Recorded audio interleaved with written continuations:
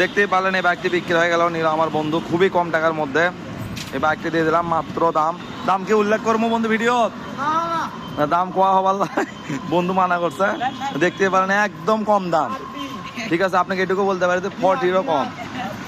ঠিক আছে, যারা নিবার চাচ্ছেন তো অবশ্যই যোগাযোগ করবেন। গাড়িটি কিন্তু অত্যন্ত সুন্দর ছিল। সারা বাংলাদেশের যে কোনো প্রান্তে আপনারা আমাদের কাছ থেকে এই বাইকগুলো কিনতে পারেন এবং নিতে পারেন, আমাদেরকে দিতে পারবো।